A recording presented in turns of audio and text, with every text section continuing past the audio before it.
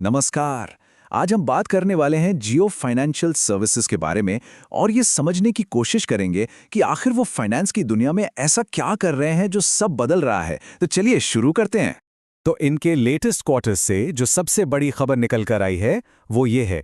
पहली बार ऐसा हुआ है कि जियो फाइनेंशियल की ज़्यादातर कमाई इनके असली बिजनेस मतलब कि लोन देने और पेमेंट से हो रही है, ना कि सिर्फ इनके बड़े से ट्रेजरी या इन्वेस्टमेंट से। और यकीन मानिए, ये एक बहुत बहुत बड़ा शिफ्ट है। कंपनी खुद इसे एक इन्फ्लेक्शन पॉइंट या एक बहुत बड़ा टर्निंग पॉइंट मान रही है। देखिए, इसका सीधा सा मतलब ये है कि उनका बिजनेस अब सिर्फ एक प्लान नहीं रहा, अब वो असल में जमीन पर तेजी से एक बड़ी हकीकत बनता जा रहा है। तो सवाल ये उठता है कि वो यहाँ तक पहुँचे कैसे और आगे उनका प्लान क्या है। चलिए, इसे समझने के लिए इन 5 की एरियाज पर एक नज़र डालते हैं। तो सबसे पहले बात करते हैं उनकी कोर स्ट्रैटेजी की, जो उनके हर कदम की बुनियाद है। देखिए, उनका पूरा इकोसिस्टम 4 बुनियादी ज़रूरतों को पूरा करने के लिए डिज़ाइन किया गया है। वो ज़रूरतें क्या हैं? उधार लेना यानी बोरो, निवेश करना यानी इन्वेस्ट, सुरक्षा यानी प्रोटेक्ट और लेन देन यानी ट्रांजैक्ट। मतलब कोशिश ये है कि ये कस्टमर की पूरी फाइनेंशियल लाइफ को कवर किया जा सके। ठीक है, तो आप जरा उनके पहले और सबसे तेजी से बढ़ने वाले वर्टिकल यानी लेंडिंग पर नजर डालते हैं, जिसने वाकई में जबरदस्त ग्रोथ दिखाई है। उनका जो लेंडिंग बिजनेस है जियो क्रेडिट, उसने अपना एसेट्स अंडर मैनेजमेंट मतलब AUM 19,000 करोड़ रुपए से भी ज्यादा कर लिया है। ये सच में एक बहुत बड़ा आंकड़ा है।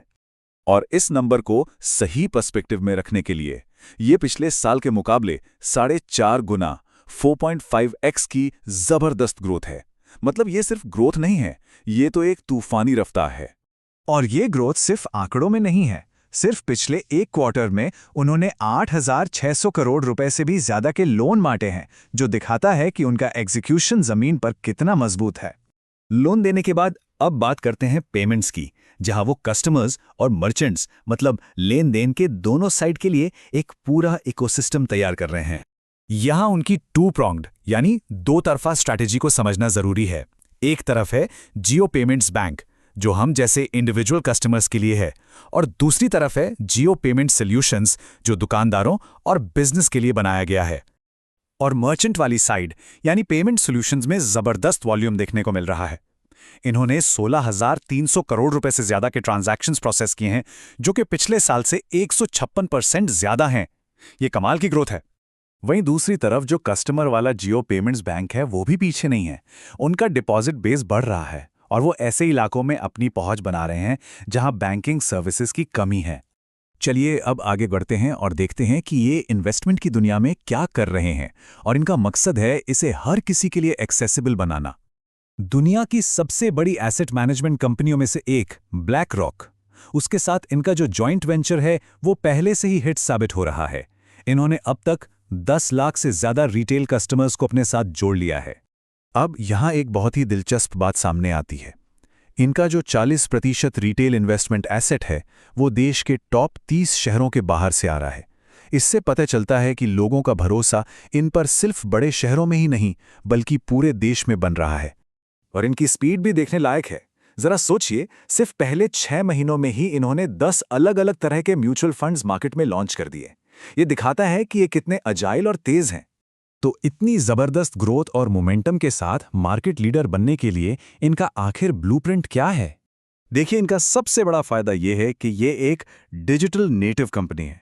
मतलब ये शुरू से ही टेक्नोलॉजी पर बनी है, तो इनके ऊपर पुराने, स्लो और आउटडेटेड सिस्टम्स का कोई बोझ नहीं है, जिसे हम टेक्नोलॉजी डेट कहते हैं। और ये स्लाइड उनके अल्टीमेट गोल को बिल्कुल साफ कर देती है। वो AI और डेटा का इस्तेमाल करके एक इंटेलिजेंट फाइनेंशियल एडवाइजर बनना चाहते हैं, जो हर कस्टमर को समझे और उसे सही समय पर सही चैनल के जरिए सही प्रोडक्ट ऑफर करे। तो सबसे जरूरी बात यह है कि वो सिर्फ एक डिजिटल फर्स्ट प्लेटफॉर्म नहीं बनना चाहते, बल्कि एक इंटेलिजेंट ऑलवेज प्लेटफॉर्म बनना चाहते हैं। टेक्नोलॉजी और खासकर AI उनकी स्ट्रैटेजी के बिल्कुल सेंटर में है, ताकि वो बड़े पैमाने पर हाइपर पर्सनलाइज्ड फाइनेंशियल सॉल्यूशंस दे सकें। तो हमने देखा कि कैसे JFS एक अहम मोड़ पर पहुंच चुका है और अब उनके ऑपरेशंस पूरी रफ्तार से चल रहे हैं। ये सब हमें एक आखिरी सवाल पर लाकर खड़ा करता है। क्या ये AI driven all in one ecosystem वाला अप्रोच ही भारत में फाइनेंस का भविष्य है?